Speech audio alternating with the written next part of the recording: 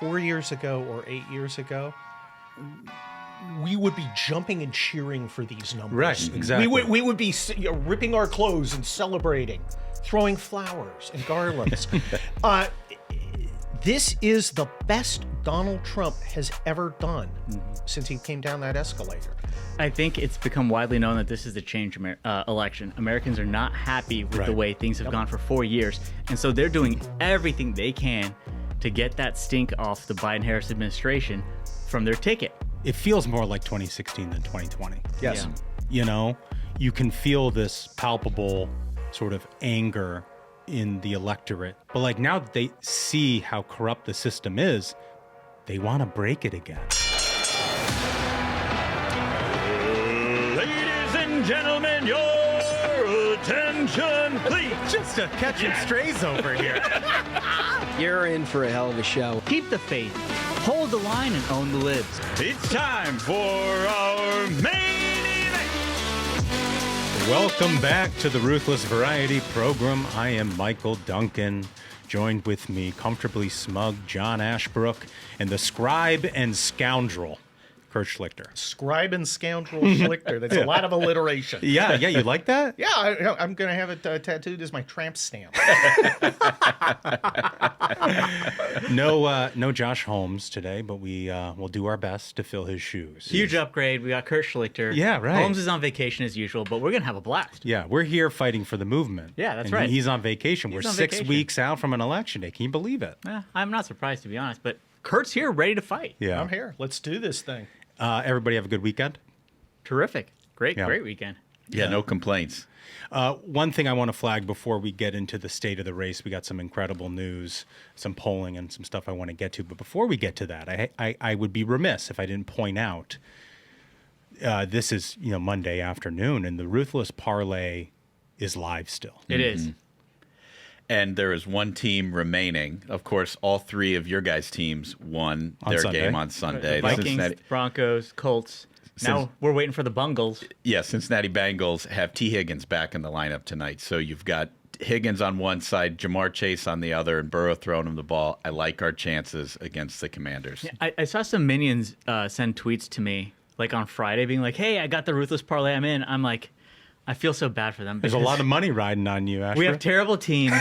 And then I texted to the guys. I was like, if this hits, it's like $10 million, right? Because like no one expects these teams to win. Everybody's going to retire if it hits. No, it's and good. it could. We'll see. It's a heavy burden, though. It's a very heavy burden, but it's the Bengals' time to win. Yeah, I might have some Skyline chili tonight in solidarity. Yeah, it's a good idea. All right, so I want to just jump right into the state of the race right now. After Labor Day, things have sort of settled. There was the debate and whatnot, and people were expecting a bump out of Kamala. We haven't really seen that. But I think before we get into that, we need to play this first clip to sort of set the table. With education, down with deportation. Up with education, down with deportation. Up with education, down with deportation. Looks like Kamala Harris saying that. Yeah. Wow. I think it's very helpful to have the border czar chanting down with deportation. Yeah. Really doing their job. You know what I love about that clip and Kamala Harris just sort of in general is it seems like there's not an original thought or position in her head. She just kind of goes with what's in front of her face. Yeah. And that's a perfect example of it. She's like, oh, there's a crowd. Like, do you remember when she did that? She was at some event in, I don't know if it was in Puerto Rico. Right? And there was a group like singing a chant and she started singing it, but it was a chant attacking the Biden-Harris administration. Yeah. And then you saw an aide run over and whisper in her ear and she was like, oh, okay. What gets me is, with Trump, right? Eat the dogs, eat the cats. You got that slapping little thing. And she's got this. Trump is fun. Yeah. She is a tiresome school marm. And she makes me want to die. It's why they have to manufacture there's joy and fun. And then you see how she actually is, and you're like, wait, where? Well, it's that thing that Ashbrook always says, right? He says, every cycle you get the stories written about let candidate X be candidate X. Yeah. Nobody's ever said that about Kamala Harris. It's so programmed. You know that they've got some MBA on the staff going, we've got to joy up 42.3% Yeah. to meet our joy metrics. Yeah, exactly. We, the other thing about her is she laughs all the time, and it's the most insane cackle, and we talk about it on the show. But the joy thing strikes me as like that's their cover for her laughing. Like they're trying to reframe her insanity as something that's a positive. I don't think anybody really buys it unless you're a partisan Democrat. Pretty much. Yeah. Okay, so let's get into the first part here, which is the polling. Okay, so a lot of polling here from Emerson College. Swing state polls. Let's put up that graphic, please, Spaghettis. Okay, so swing state polling, Arizona, Trump 49, Harris 48. Trump 50% in Georgia, Harris 47. Michigan 49 for Harris, 47 for Trump. North Carolina, Harris 49, Trump 48. You get the idea. It's tight as a tick. Yep. Yeah, You this know? race is a toss-up across the map. But if you had listened to every single talking head after that debate, Kamala Harris gave a commanding performance, and she was going to get this huge boost in the polls. We haven't seen it. No, it hasn't shown up. I mean, which I think shows you that there's a disconnect between the people who are voting and the Democrats' greatest super PAC, which is all three networks and the two major newspapers in this country. Right. Yep. Yeah. I think it's important to note, like, we discussed how she didn't get the bump after the convention. And a lot of, I feel like what we're seeing right now, whether it's when they put out these numbers of the money that they've raised or now the support, a lot of it was pent-up demand because the base of the Democrat Party was not happy at all with having Joe Biden. We knew from the beginning that this race was going to be very, very, very, very close. We always anticipated that, whether it was a year ago. That dynamic has not changed. And what else has not changed is what needs to be done. Everyone go out there, volunteer, knock on doors, make phone calls. If you got a couple bucks, toss a couple bucks to the Trump campaign. Toss a couple bucks to your local Senate race. It's going to take everyone working hard. We knew this from the beginning. Just because Trump did his job. He went out there and he ended Joe Biden's career live on TV. Yeah, right? He sent them scrambling for Plan B. And their Plan B is Kamala Harris. That's not a great one. But we always knew we had to put in the work, and that's what's got to be done. Yeah, you're exactly right. And there's one state on that list that really caught my attention. It's a state that we've talked about on the show over and over again that Kamala has to win if she has any shot at getting to 270, and that's Pennsylvania. And I know Schlichter was just in Pennsylvania. Well, that's the homeland. Went back to rural Pennsylvania. If you're doing the sign test, and I don't know how valuable a sign test is, but there's a lot more Trump signs out, and I think I think that demonstrates for us, living in Los Angeles. You put a Trump sign out, you might as well just put another sign that says "Key my car." It's right there. Right. And No, like the bar's pretty high for you actually putting a sign out. Yeah. It's like you got to be willing to lose that car. exactly. And, So that tells you how motivated people are. yeah, but we love our cars, so there's a tension. Right. But no, out in rural Pennsylvania, they are registering people. The Republican numbers are going up. Apparently, the automatic voter registration kind of backfired on Josh Shapiro. So he's made one good choice this year, and maybe not another. Yeah, but to Smug's point, I mean, it's still September, but it's election day today. It's election day every day from here on through November because early voting is already going on in places. Absentee ballots are already out. Places like Wisconsin, I think Pennsylvania, it starts, I think this Friday. Virginia's already voting. Going. So, I mean, he's not wrong. I mean, people got to get out there every single day and help get out the vote. Yeah, ballots were sent out on Friday, absentee ballots in North Carolina. So a lot of folks in North Carolina, if you've got your absentee ballot, fill that out for Trump, fill that out, straight Republican ticket, and mail that in. Bank as many votes as we can before election day. Who knows what's going to happen on election day? It could snow. It could rain. You could get a flat tire. Your kids could have an emergency that you have to worry about. Take the time to get your vote in and counted now. So then you can spend the rest of the time telling your friends to do the same. Exactly. And if you're one of those lunatics who say, well, I only vote on election day because the voices tell me to. Stop it. Yeah. Just stop it. Stop being stupid. Get out there and vote. You're absolutely right. There is always a storm somewhere in some critical venue. Suddenly a hurricane's developing in, Clark County, Nevada. and Republicans can't go vote. Yeah. Yeah. You know, your dog eats I don't know. It was my car. It was a couple Eats years. your keys. It was Yeah. a couple years ago. These Keys. guys were in Nevada on election day, and it's a blizzard hits Yeah. Nevada. Yeah. On election day, that's the kind of stuff that happens. Well, and then the other side of it is if you vote early, right? If you go and you bank your vote, these campaigns can save money. That's a They great don't point. have to text you or call you. Nobody has to knock your door anymore. That vote is in the bank. And look, I don't know if you've checked the math, recently or gone to the FEC website, but the Democrats are raising a hell of a lot more money than we are. So we got to be smarter. We got to be more efficient. And part of that means narrowing that target universe ahead of election day to those persuadable voters that you need to reach rather than, four of four Republican primary voters, people who vote in every election, who need to bank their vote early. And I think, a lot of folks, if you may have forgotten how you felt like 4 years ago, the start of 2021, when all the discussions among Republicans were like, we're going to have to fight fire with fire. We're going to do all the tactics that the Democrats did. We're going to do ballot harvesting. We're going to vote early. Remember that, because now's the time to follow through on all those promises of being like, we're going to vote early. We're going to send a tidal wave of votes early. So on election day, we've already got this on the bag before, poll sites open. We have to have that energy and follow through on it. I love it, Smug. I love it. And we're going to have more on the polling and how the media is sort of characterizing this Kamala post-debate slump right after this. Folks, let me tell you about my friends at Americans for Prosperity, America's largest grassroots organization. Americans for Prosperity is out there every day fighting for you. Their goal? Reignite the American dream. AFP's priorities are simple: secure the border, end inflation, make energy more affordable. And AFP gets results the old-fashioned way, through grassroots activism.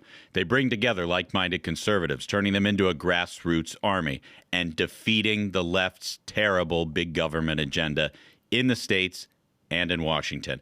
And that's where you come in. With the media, celebrities, and universities stacked against us, it's the grassroots that will help us win.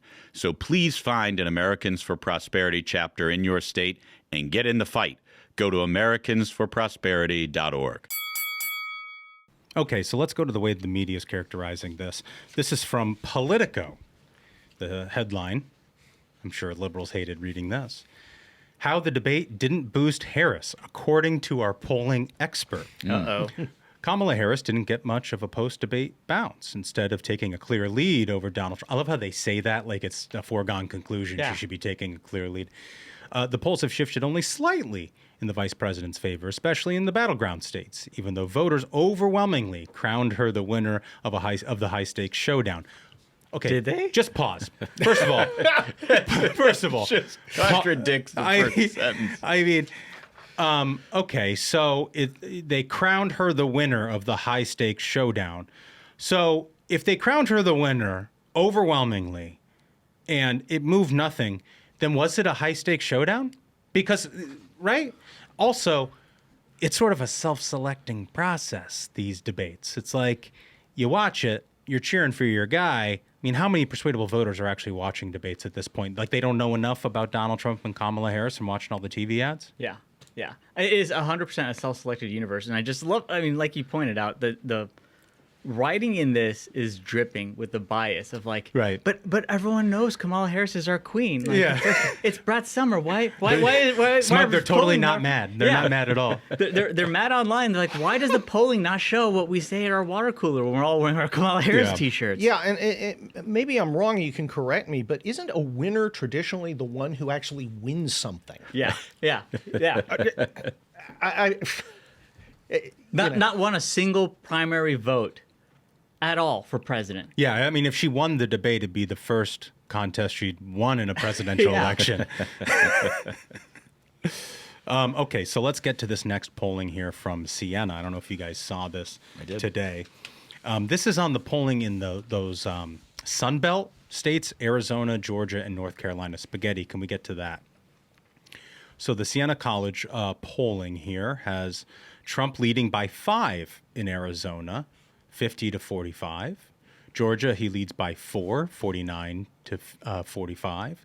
In North Carolina, he leads 49-47. This is important, obviously, because Georgia and Arizona, Donald Trump lost in 2020. That was sort of like critical attrition on the Republican side that we can't afford to have this time because we want to be playing offense on those blue wall states, right? Your Michigans, your Wisconsins, and your Pennsylvanias. What do we make of this? I mean, it's showed on the graph for folks who are watching on YouTube. If you're not subscribed, watch it in video. Yes. It's more fun. It showed on that graph this gray area for the margin of error, right? So while you see the number saying that in Arizona, 45 Harris, 50 Trump, the entire region between them is within margin of error. That's how close this is. This is not like, all right, victory lap, up 5 in Arizona. This is, okay, we've got a ball game.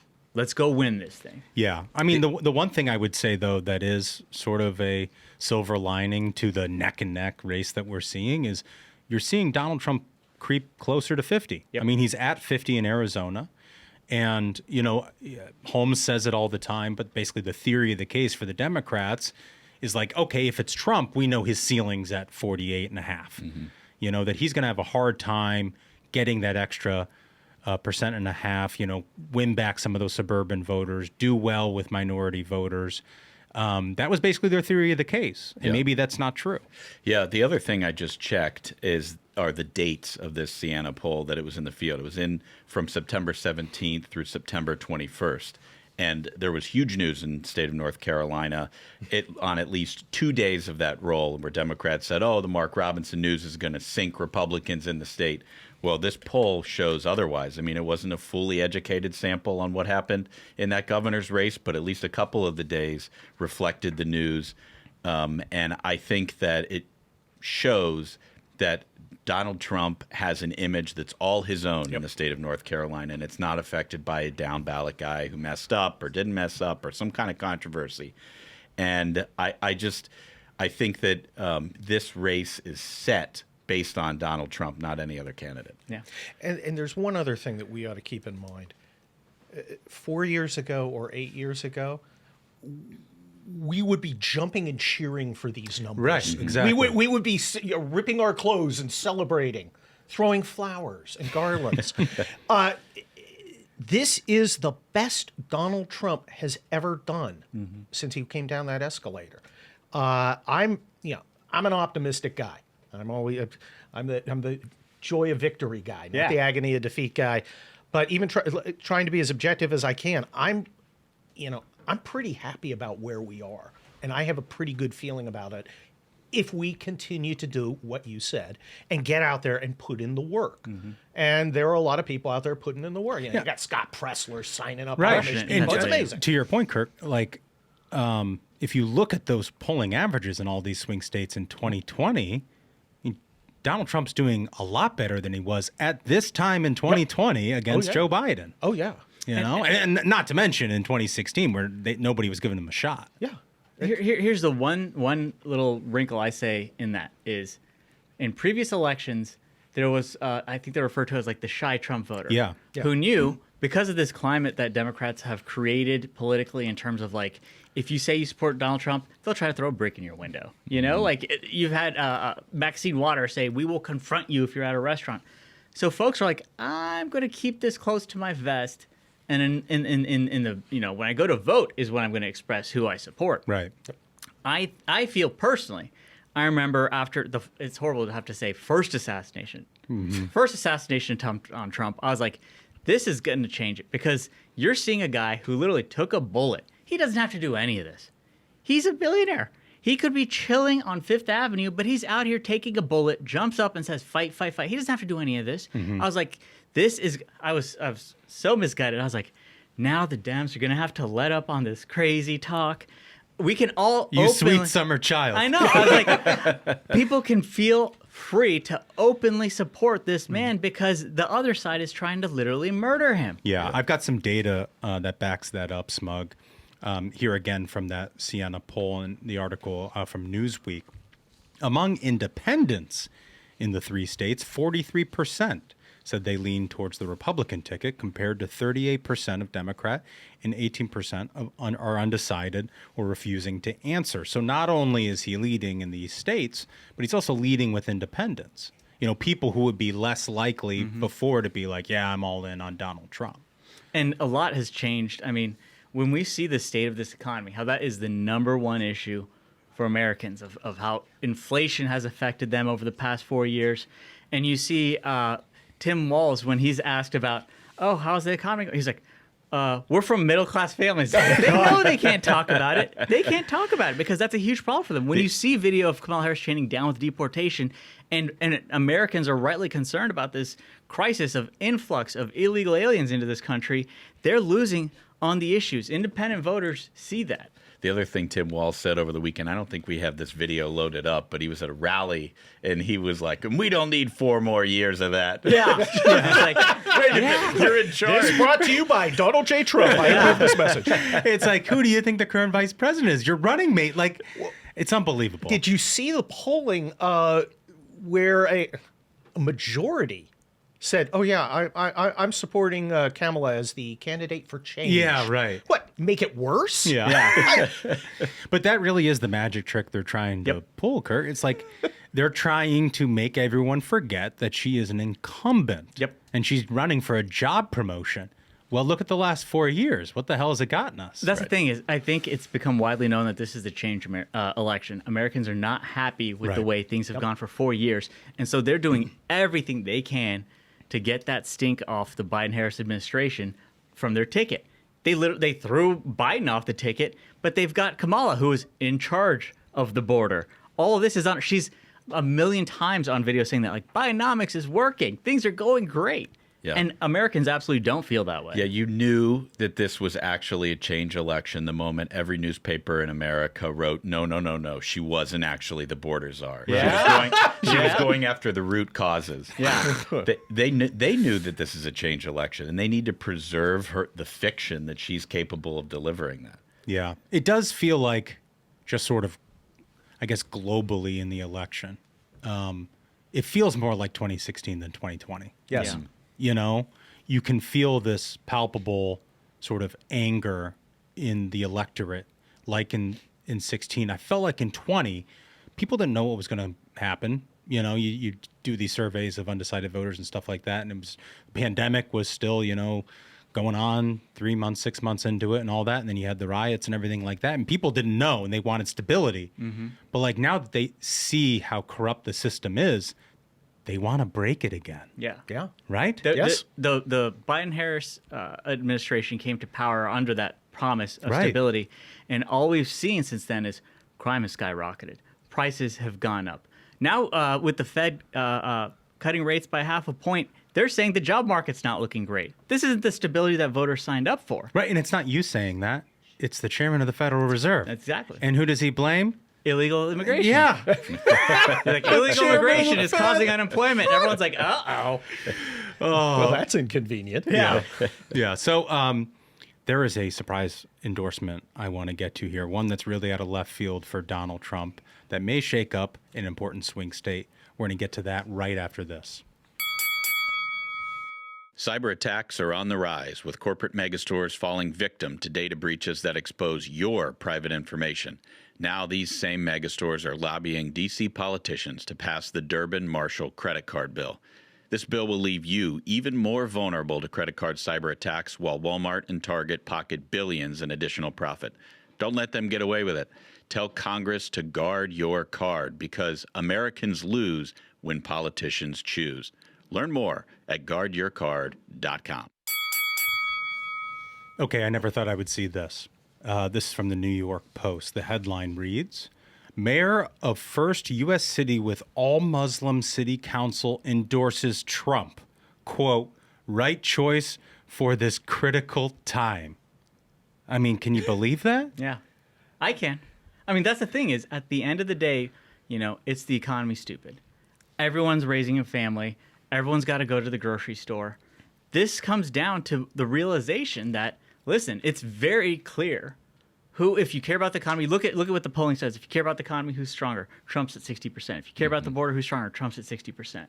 All the problems that Americans face are universal. It doesn't matter where you come from. It doesn't matter where you worship. you have to deal with the same problems that the Biden-Harris administration's created. But one thing I think is interesting is where this guy comes from. He comes from the state of Michigan, Yep. where Democrats are having a terrible time unifying their side behind Harris. I mean, if you look at their biggest problems internally, they all happen in that state. And what we learned from the polling is that that state is up for grabs. And I think Trump has a legitimate shot of winning that state, especially if Democrats can't get on the same page with their candidate. What I also love here from the New York Post article, this Amir Ghalib, he announced his endorsement on a Facebook post just days after meeting with Trump in person. You know, so I mean, it's just like Donald Trump just can charm people. I mean, these are great quotes. He said, I believe he's the right choice for this critical time, calling Trump a man of principles. I'll not regret my decision no matter what the outcome would be, and I'm ready to face the consequences. The 45-year-old mayor met with Trump for 20 minutes on Tuesday in Flint, Michigan, and that's, again, a perfect place to meet with Trump, where it's like, listen, this is someone who we saw revitalize manufacturing in the United States. You saw the net worth of Americans skyrocket in the United States during Trump's presidency. Meanwhile, the Wall Street Journal had that great article where they showed after inflation, Americans' net worth had dropped under the 4 years under Biden-Harris for the first time in a generation. Yeah. There's another key line in here. It says, Trump knew a lot about me before the meeting. Trump actually has a campaign this time. Right. Yeah. Okay, Yeah. it was, in 2016, I don't know, get Omarosa to be head of Poland. I don't know. It's from the hip. Scaramucci. That's a good point. This time, I mean, I've had my conflicts with Susie Wiles, and but my gosh, she and Lasavita. Yeah.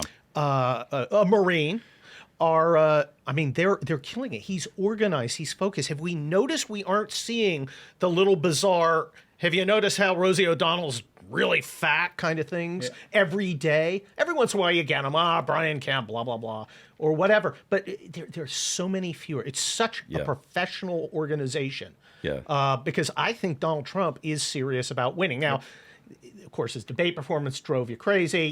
Here's the rally, come on, jump for it. But it is night and day over what it's been, and I think it's going to pay off. Yeah. Yeah.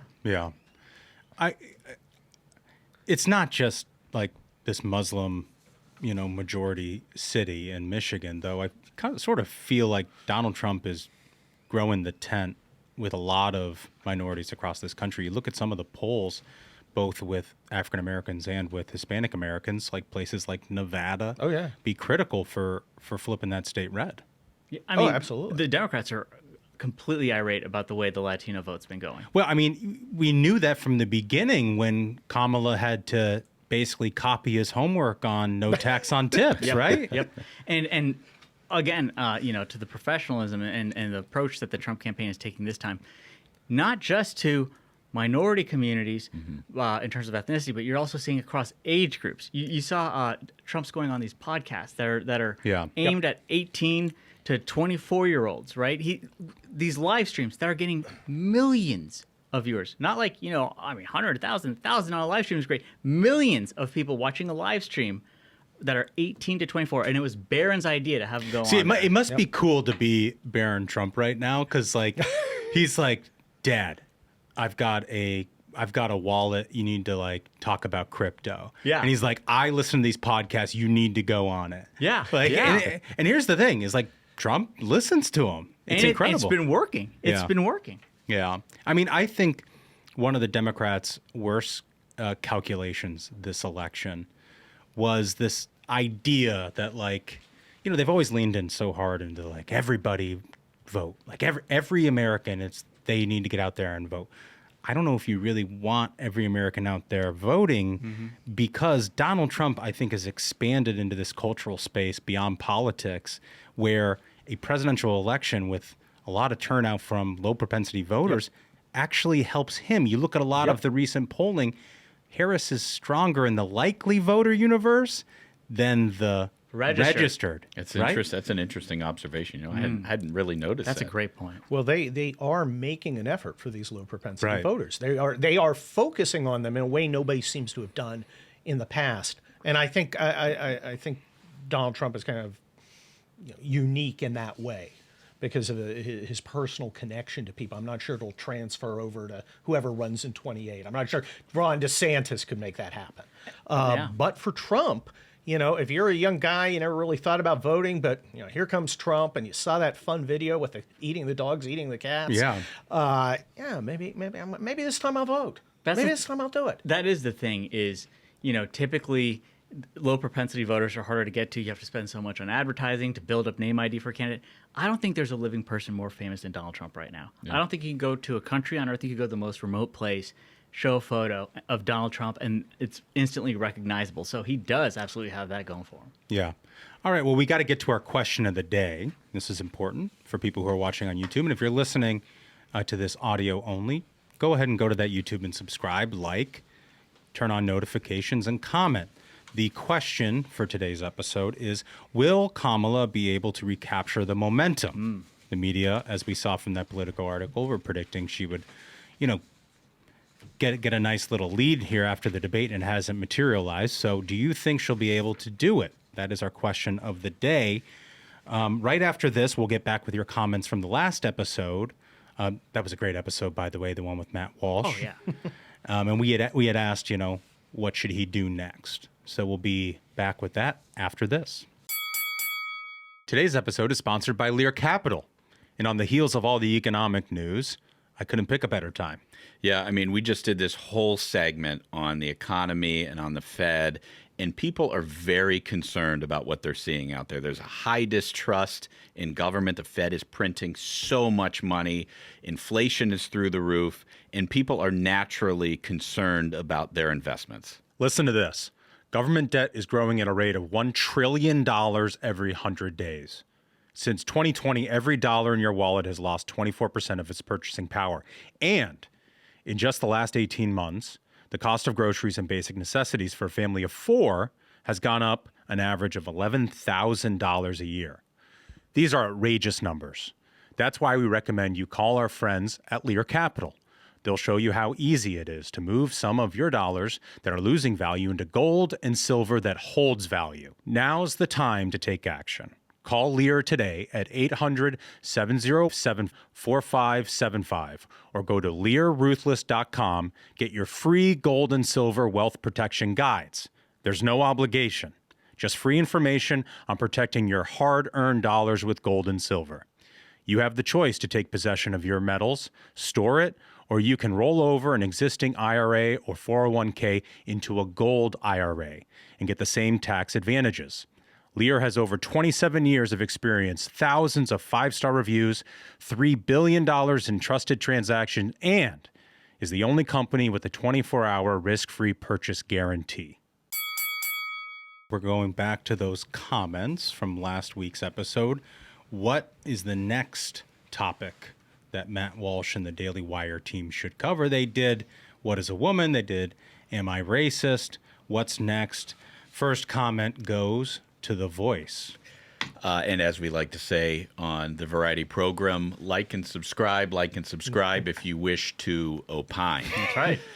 So the first one comes from Ruth Peterson, and Ruth writes, love Ruthless. My name is Ruth, so you have a special place in my heart. Oh, that's nice. 2 movies. What is climate change and what is journalism? That's pretty good. Mm-hmm. A third might be, what is an immigrant? The way I see it, climate change, hysteria, and immigration are absolute top issues destroying our country. The way journalists have become the PR arm of the Democrat Party makes every single issue even more destructive.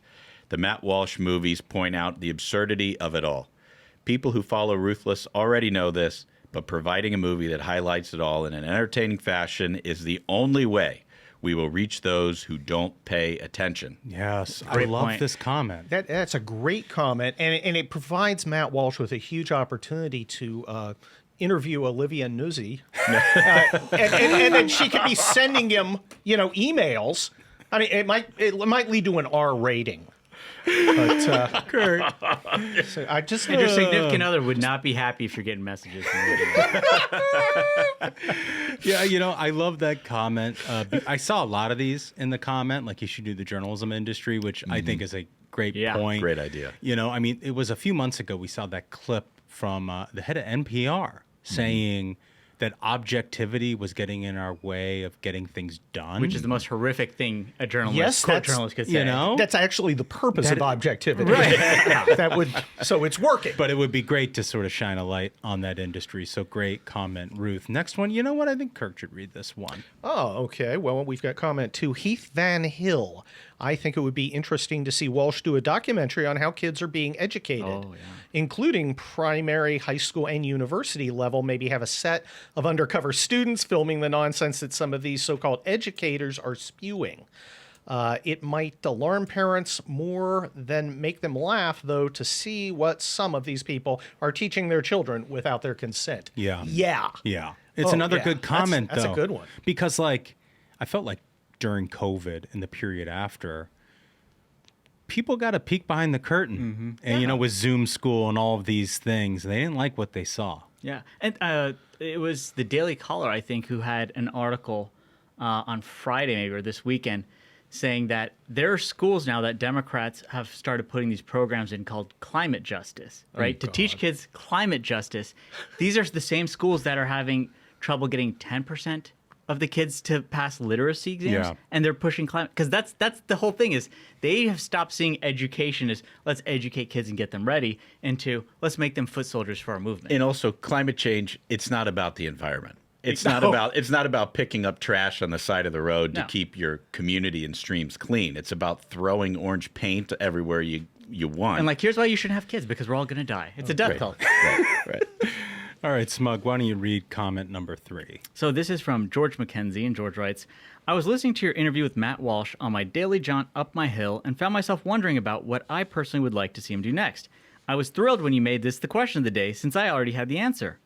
Go into the sewer that is American journalism and get the journos to admit how important it is to be a biased player, to foist their liberal positions on the public.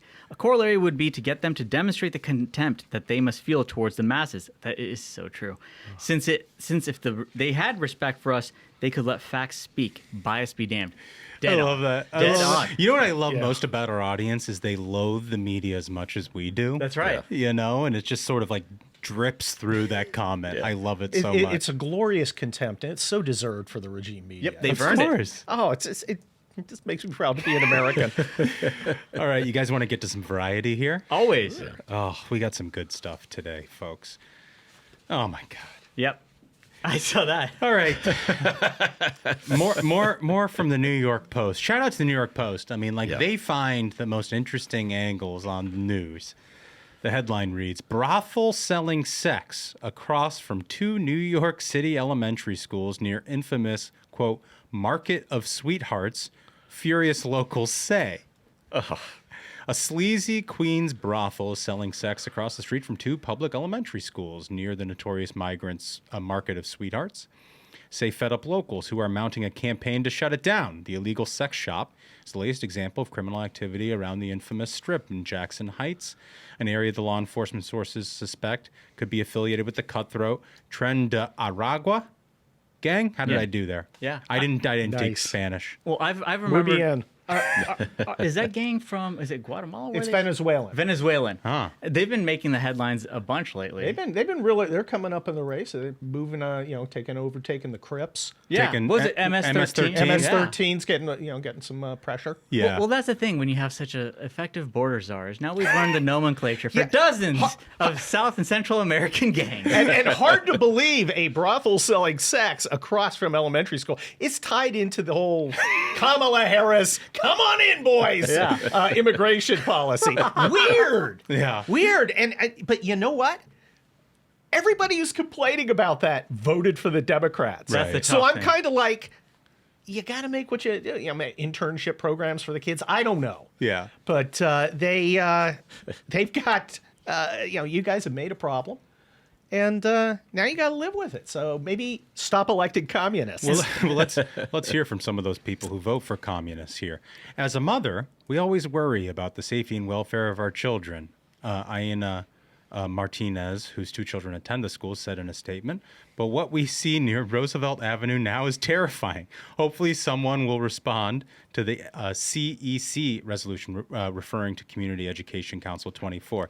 What I love when I read that is, like, to your point, Kurt, it's like, wouldn't you know it? the consequences of my behavior. Yeah. Weird. And I like how they're passing resolutions. Yeah. Now, I don't know. Maybe I'm, a throwback knuckle dragger. I would send police officers to arrest the prostitutes and their Right. pimps. Yeah, I Now, wanna that see- seems like Like I want to see. Wouldn't that be the I course wanna, of action? I want to see like a Gangs of New York style, like how they would deal with this in the 5 points. Like New York used to be a tough place. Daniel Day-Lewis Yeah. coming out. All right, you hookers. And here's the thing is, that is the right approach, because I want to say it was like 6 months ago when you saw this illegal immigrant crisis ballooning worse and worse and worse in New York City, to the point where the city took over a local elementary school and turned it into an illegal alien encampment. And parents were so pissed about that, they showed up in a mob outside that school and said, get him out of here. This is the school that we pay for. This is the school our kids attend. Get him out. And within a week, they got them out. So that's what it takes, is because the only thing that gets noticed in New York City is they know the votes are going to be blue. So they're going to do whatever they want until the actual politicians have to face the consequences. Dude, there's some more color in here. This quote is fantastic. It used to just be a bodega, and the part Man, times have changed. Wow. I used to go there for a bacon, egg, and cheese. Now I go there for sex. It goes on here. It used to just be a bodega. The part where they sell the girls now, they used to sell flowers. Man. Some groceries Wow. inside now, but not like before. Before it was a big store with everything, the hot food, the groceries. Now they close it off to half the size. Okay, do you want to be buying groceries from what the use You is would for the think- other half of the he's- store? He's like, it's a shame I have to go to Harris Teeter and the bodega. There is no way I am buying produce in that store. Yeah. Good God. Well, that's, it's like Kurt said. They wanted to vote and change election for Dems, and this is the change you voted for. Yeah. That's the change. Okay, this is a different story in our variety section, but it's similar in the theme of wouldn't you know the consequences of my own actions. This is from the Wall Street Journal. Headline: Childish dream hit with cold reality. They bought a French castle. Then came the royal pains. Amazing. Okay. Growing up in San Diego, Julia Leach was like so Thank you, many other California. little girls, obsessed with fairy tales, watching Sleeping Beauty on repeat, fantasizing about living in a castle herself one day. Unlike other little girls, she never really let it go. Oh, man. As a teenager, she carried a printout real estate listing for a French chateau. No way. Oh my God, this is incredible. They could all go in on together, a French castle, yada, yada, yada. Her 71-year-old father, Robert, no. would get the active retirement he hoped for. Her 64-year-old mother would get the creative, family-centered existence she longed for. Her sister, Penelope, a dose of nature she was missing in her New York tech scene. Dude, these people are like incredible. San Diego and New York tech scene. God, gag me with a spoon. Dear God. The family zeroed in on a medieval manor called Chateau de Puy-Vidal. At 14,000 square feet, it was a lot of house. 88 windows. Yeah. A lot of house. Yeah. 88 windows. I mean, just the idea of having to clean that thing. 88 windows, 3 stone towers, 17 fireplaces, a hedge maze that takes 4 gardeners a full week to trim. My God. The previous owners, local slipper magnets. It's they made money in the slipper industry, as one does. He's in slang the and slipper game.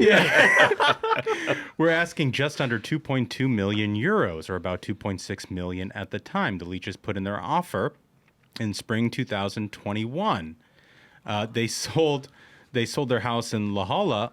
La Jolla? La Jolla. La Jolla. I went to school there. La Jolla for about double the cost of the chateau, with some money to invest in the business. $200,000 earmarked for immediate renovations to accommodate guests. They're going to do like a B&B sort of thing out of here. This is where it gets good. Mm-hmm. Strap in. Here's the consequences. Yeah, here come the consequences. The first few months of the chateau were harrowing. Severe storms, leaks, sewage backups. Who would think like an ancient chateau might leak? Yeah. Even a small earthquake. The gardeners and cleaners on staff, some of whom have been working the property for decades, quickly got the message the new owners weren't there to, quote, drink champagne in bed.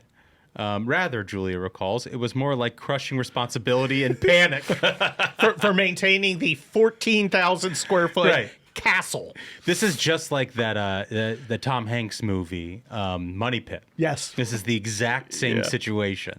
You know, where he's going up the stairs. They got this beautiful staircase, something out of like Gone with the Wind, and like his foot goes through on one of the stairs because the thing's falling apart. I love this story because you get to root against everybody. Yeah. You see that, like, the French aren't used to working, and these people showed up thinking that I'll buy a medieval castle. This will work just fine. Yeah. I mean, you also get to make fun of, you know, grown adults still fantasizing about Sleeping Beauty and fairy tales. Yeah. So you get to attack Disney adults. This is a Disney adult. Yeah, J.D. Vance had her number. You know she brought her cats.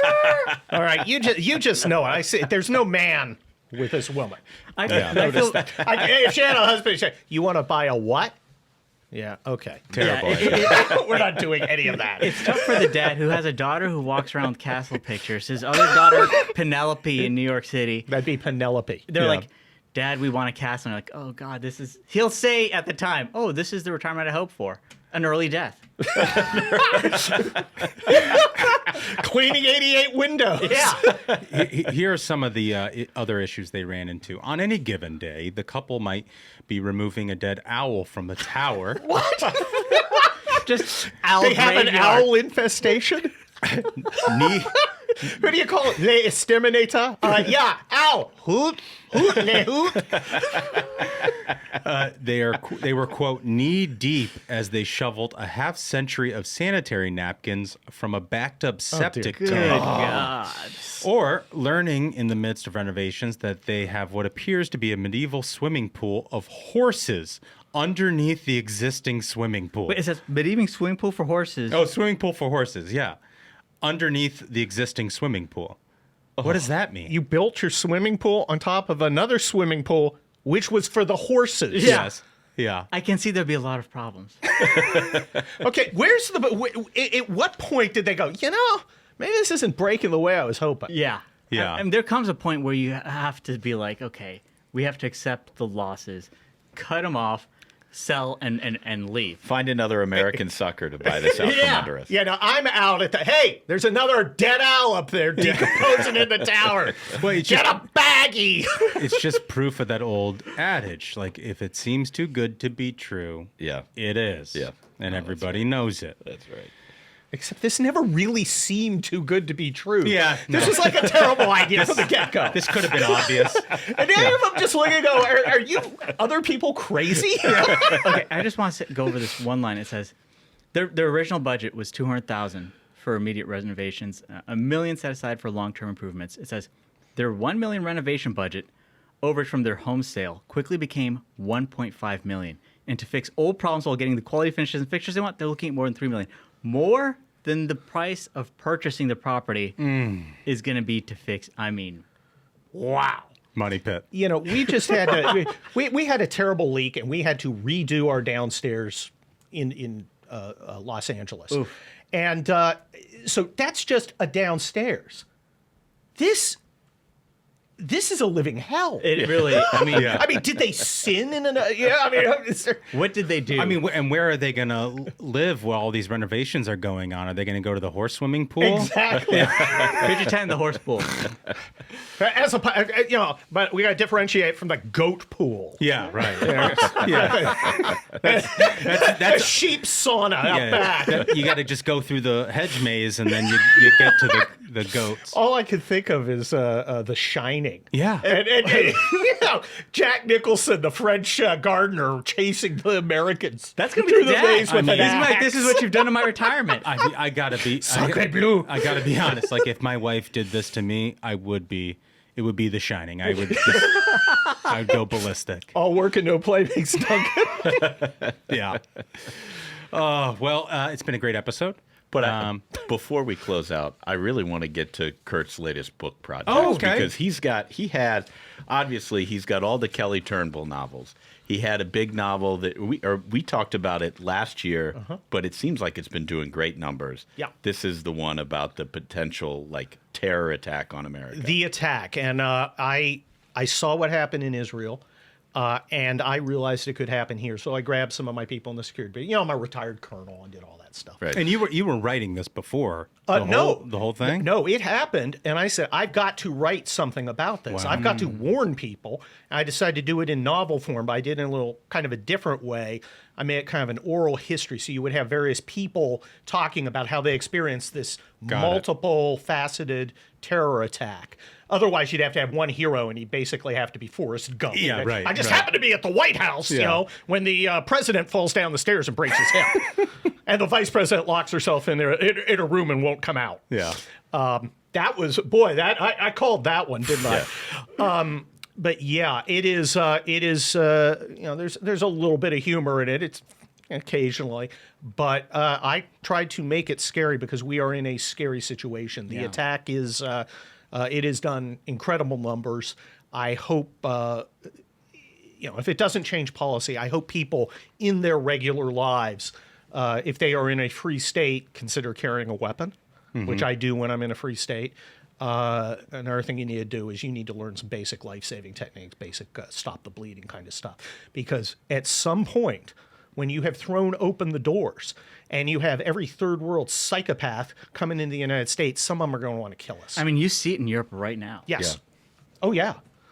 Yeah, it's not all chateaus. It's not all chateaus and dead owl disposal. And oceans don't even protect us anymore the way this border's been opened up. No, it's insane. It's madness, and the attack is very, very plausible. So I know you enjoy. You read at the beach, which freaked me out. I read it start to finish in like 2 days, and I think that the most striking thing about it is its plausibility. You read it and you think, wait a minute, this could happen. It seems so realistic, which is what makes it so scary. I didn't tell any secrets, so to speak. All this stuff is very obvious, and it's very obvious to our enemies. This is not the kind of terrorist attack we're talking about. Multiple attacks in multiple places is not complicated. It is actually quite simple, because if you look, I was a colonel. I had logistics. I had intelligence. I had medical. What if you take all those battlefield frictions off the table and you just have a bunch of people go out and murder people? It's scary.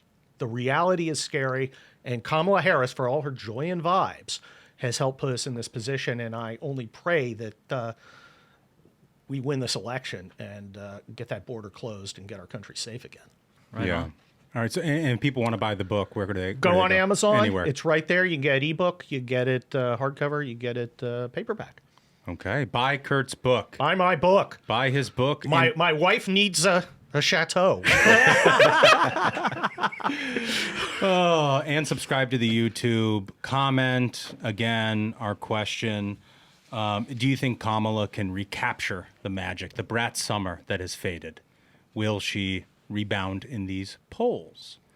Fellas, I think we did it. Banger. I think so. Absolute banger of an episode, gentlemen. Thank you so much, Kurt Schlichter, for sitting for Josh Holmes out on vacation. And thank you so much to the minions. Like we say, like and subscribe to the YouTube if you wish to opine. So until next time, minions, keep the faith, hold the line, and own the libs. We'll see you on Thursday. Stay ruthless.